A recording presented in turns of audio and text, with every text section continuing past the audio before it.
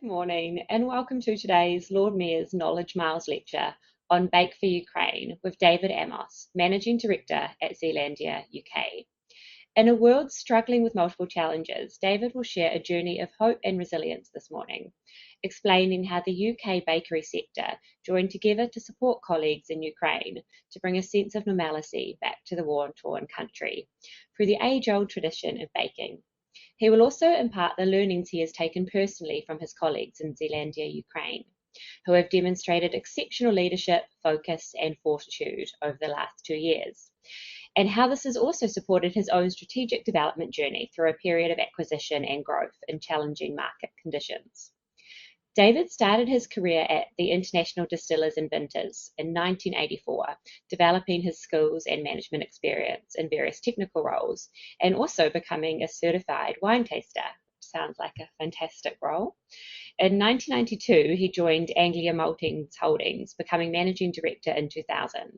And since 2012, he's taken the helm at Zeelandia UK, which is part of the Royal Zeelandia Group based in Holland. David is passionate and proactive supporter of the UK baking industry and is past president of the ABST and current president, for the third and final time I hear, of the Association of Bakery Ingredient Manufacturers. He's also a board member of the Food and Drink Federation and a liveryman of the Worshipful Company of Bakers. And I'm Charlotte Dalgrashley, and I'm the manager of the FS Club at ZN in the City of London. And it's a great pleasure for me to introduce you to David this morning and hear about the baking in Ukraine.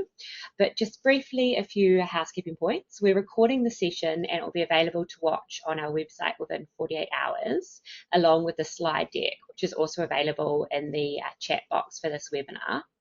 After David's presentation, there'll be time for Q&A, so please use the GoToWebinar chat facility to send your questions in to me, and then I'll feed them into David. Now, it's my pleasure to hand the virtual floor over to you, David. Thank you. Thank you.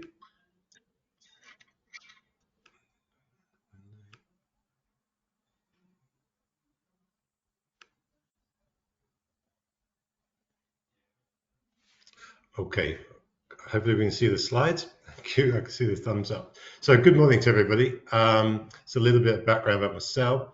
As I said, I've been involved in the food and drink industry for 40 years, holding various senior positions for about 30 years.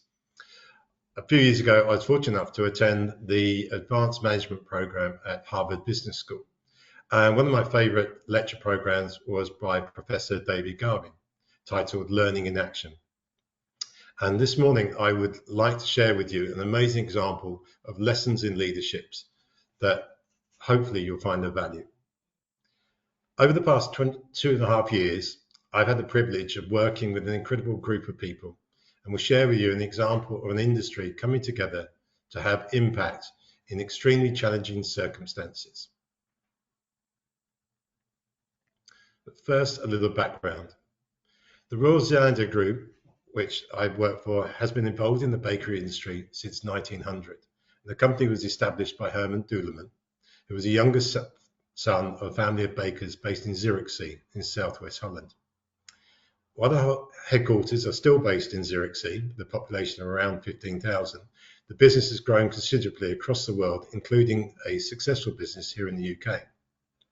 The symbol of the Zeelandia is a lion rising for the sea, as you can see here. This is because of the years the island of Zierikzee has shown huge resilience, most recently of which was during the flood of 1953, where over 2,000 islanders died.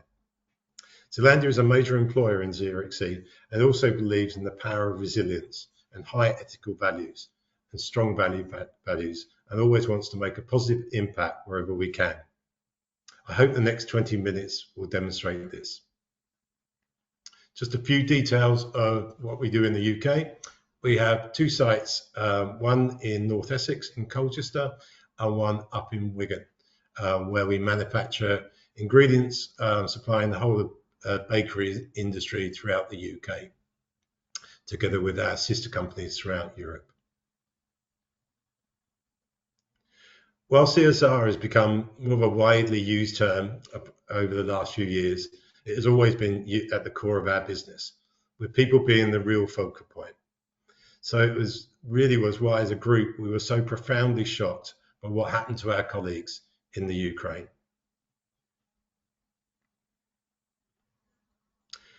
On the 24th of February 2022, Russia invaded the Ukraine in a major escalation of the Russian-Ukrainian war, which started in 2014. It is easy to forget that the invasion is in fact the largest conflict in Europe since the Second World War. I'd like to share with you how one family galvanized a company and industry to bring hope and positivity while war literally raged around them.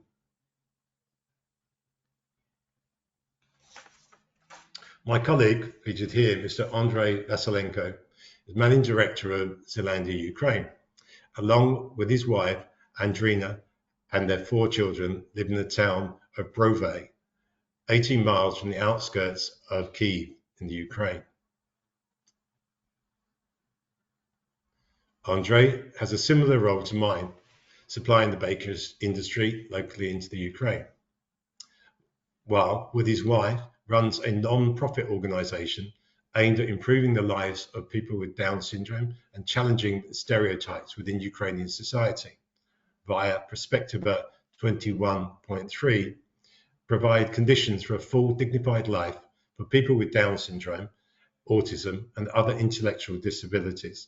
This includes a bakery they run themselves and a coffee shop based in Kyiv.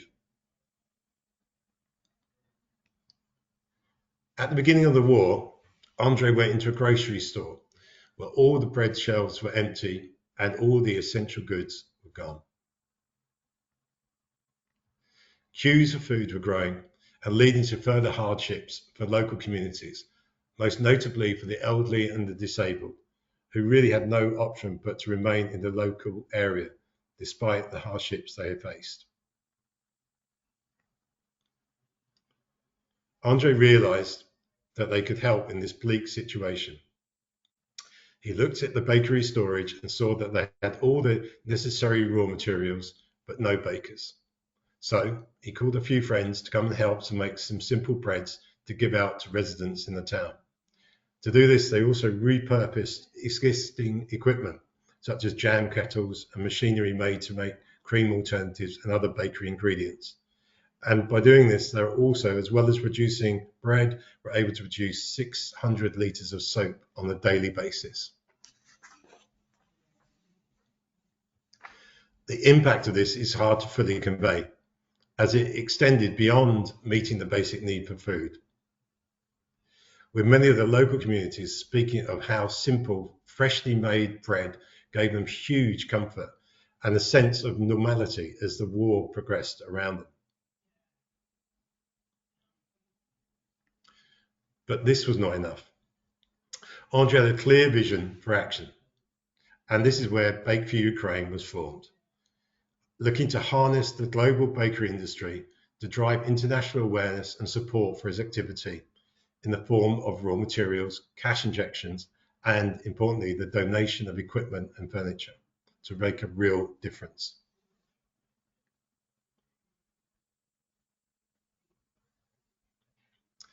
So Bake4Ukraine is now featured on TV in the US, Le Figaro in France, and across Europe on many different stations and throughout the world. This initially helped to raise $150,000. This ensured that we were able to continue to purchase raw materials to supply bread and soup for those in Kyiv and the surrounding area. Over the last 2 years, we've had regular video updates from Andrei on progress, some of which are very difficult to watch, but despite the extremely challenging circumstances, they remain positive and are able to continue to supply bread to thousands of people. These photos are really just an attempt to capture the creativity and the adaptability shown by the bakers in unimaginable circumstances, including erratic power supplies, major distribution issues, and as well as ongoing shelling from the Russian forces. Bake4Ukraine has set up a number of small independent bakeries across the Ukraine due to lots of the larger bakeries being completely destroyed. In these pictures, you can see Igor and his brother, his younger brother, whose bakery was bombed at the beginning of the war. During that period, the Donetsk area was in humanitarian crisis, and so there was no working bakeries to provide people with fresh bread. So they moved to another building and started to bake again. To increase production and capability, Igor got extra equipment from Bake4Ukraine. This included an oven, a dough divider, a baking line, a prover, and baking forms, which enabled him to increase the bread production from 300 to 6,000 loaves per day. In the summer of 2023, Igor renewed the building and then set up a school for children on the second floor. On the top left picture, you'll see Andre standing with a baker who's received an oven, which is one of 5 ovens kindly donated by Montana Bakeries in the UK. This oven was designed originally to be fueled by gas, but has been converted by colleagues in the Ukraine to work with wood chips, which are widely available from the local forests and therefore not subject to the problems with gas supply. These are just some of the examples of products being supplied from the UK, the Netherlands, but there are many from Belgium and other parts of Europe that they've managed to find.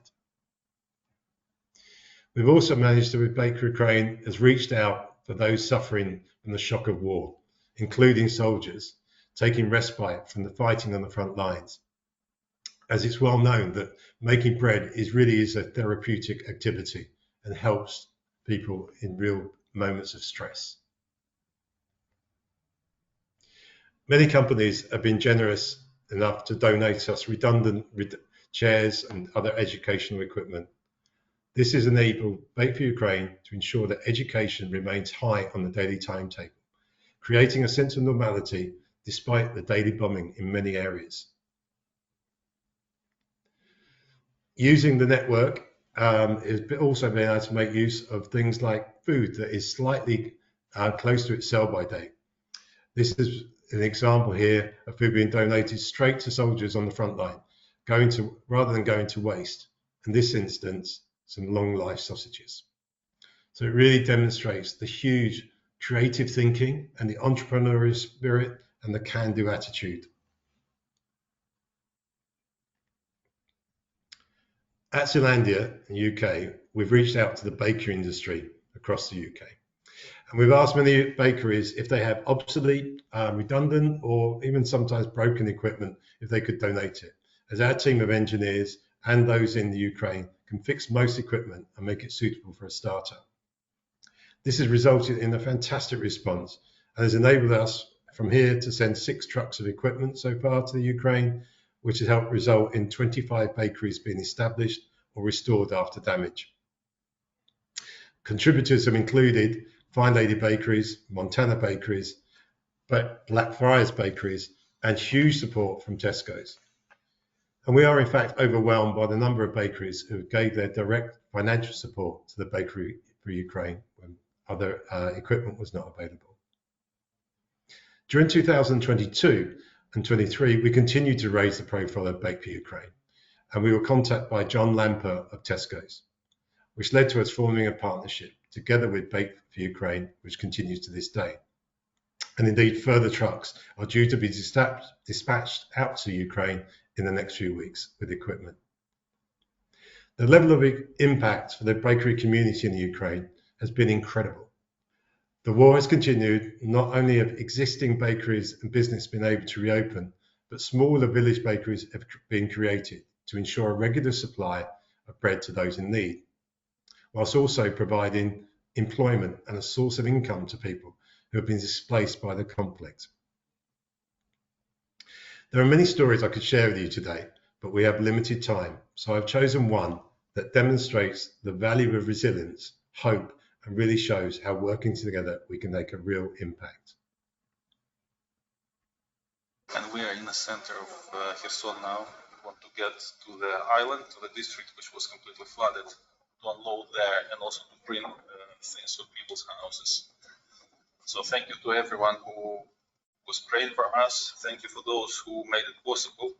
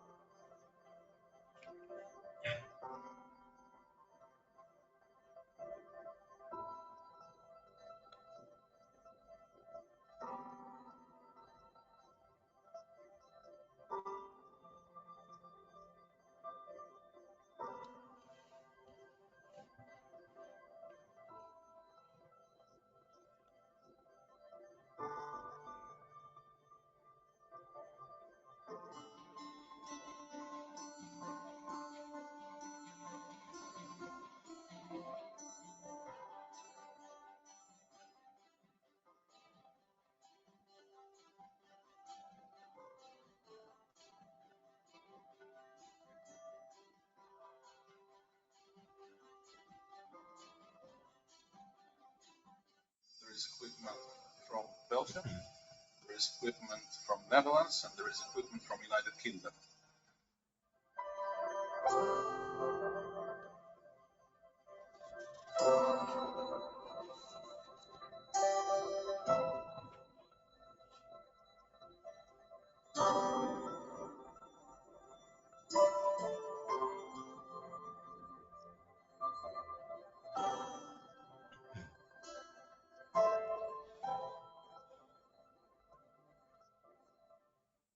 What the distances it had to cover to come here to Kherson.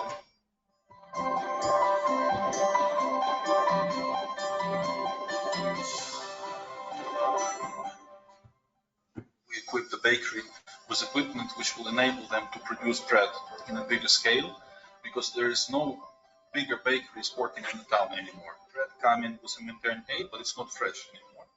So this will be the first bakery in Kherson baking fresh bread.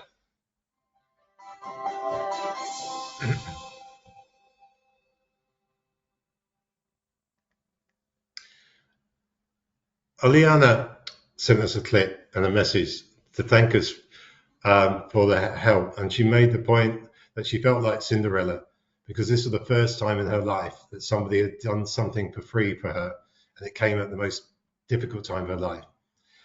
She wants to thank people that she'll never lightly meet. While over the past 2.5 years have been truly tragic, it has also provided moments of inspiration. For myself, I have taken real lessons from the leadership from Andre and for the team at Bake4Ukraine have shown. And I've added these to my personal development, which started a long time ago. Resilience comes in many forms, but determination is not enough without self-belief and kindness. Throughout the war, Andre has shown incredible resilience, staying strong, but with huge humility, demonstrating his composure in the most challenging of circumstances. On adaptability, I think you would agree that the team have been outstanding in this area. It's not always easy to be brave and open-minded, but it is key that people take ownership and then are not judged too harshly when things don't quite work out and are able to pick themselves up and go again. On sustainable mindset, I speak regularly to Andre on a regular basis, on the conversations are always focused on the future and what we can do.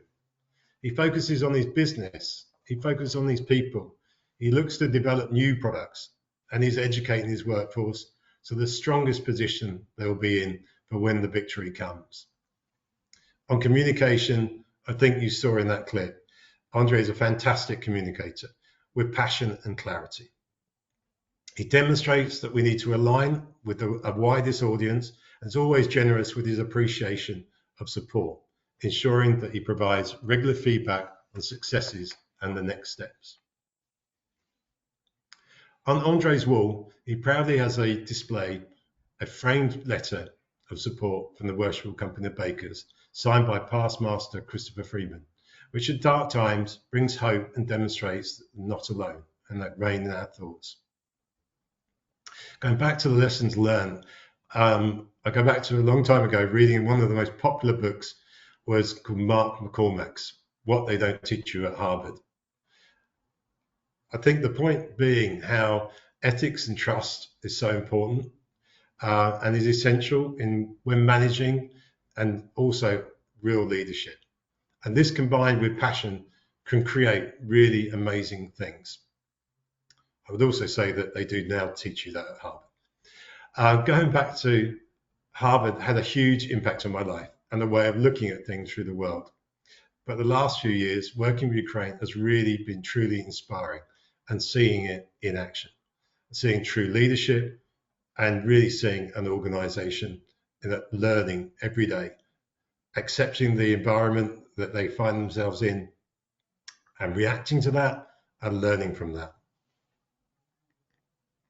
This allows us to grow as individuals and create value.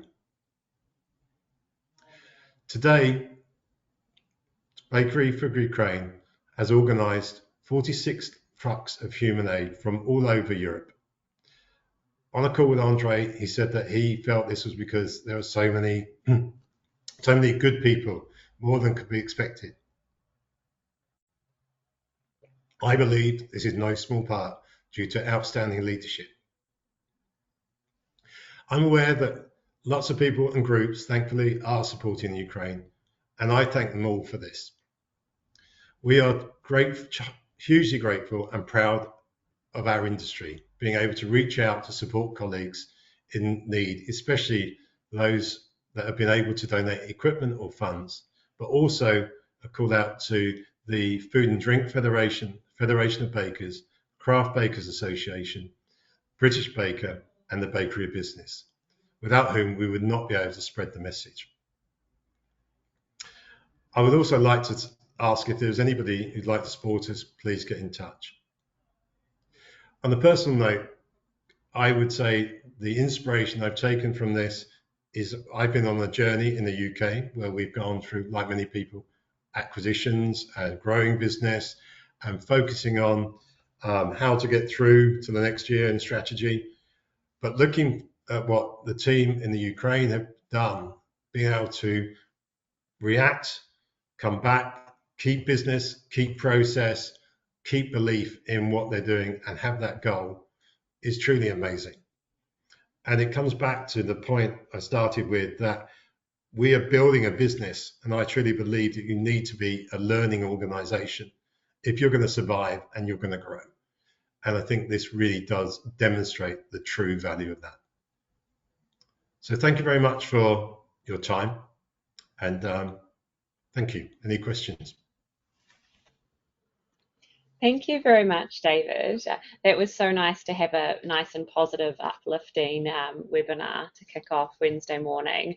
Sort of reminded me as well that the food industry does play such a vital role in times of disaster and war as well. I also was thinking about what you said about how people find it calming, as I definitely find baking soothing and calming, but it's definitely not the same with cooking, I'm afraid.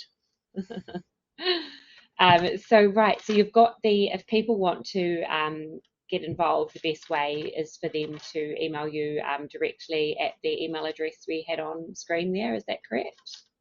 Yeah, so either come directly to me through that, or if it's easier, the Worshipful Company of Bakers have got my details as well.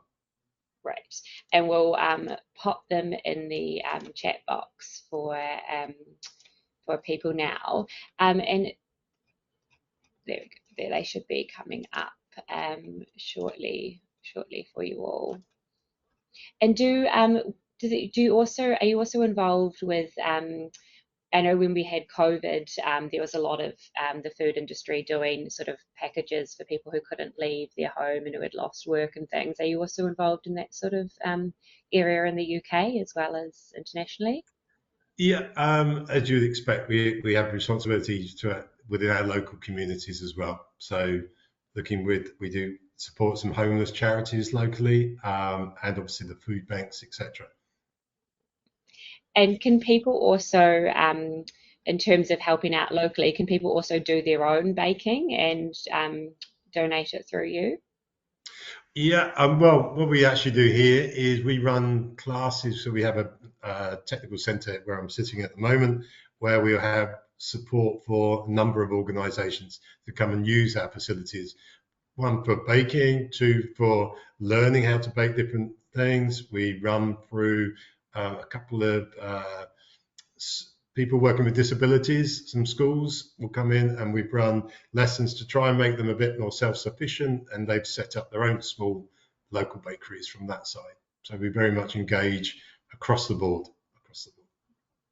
Fantastic. Yes, someone's sort of questioned and commented here how it used to be part of the sort of curriculum at schools, but now it's obviously not, and people aren't really learning baking. It's becoming sort of an older tradition, and it's because it's obviously easier for people to buy their cakes at the supermarket and things. But I think it's important not to lose that skill for people to be able to do it themselves at home.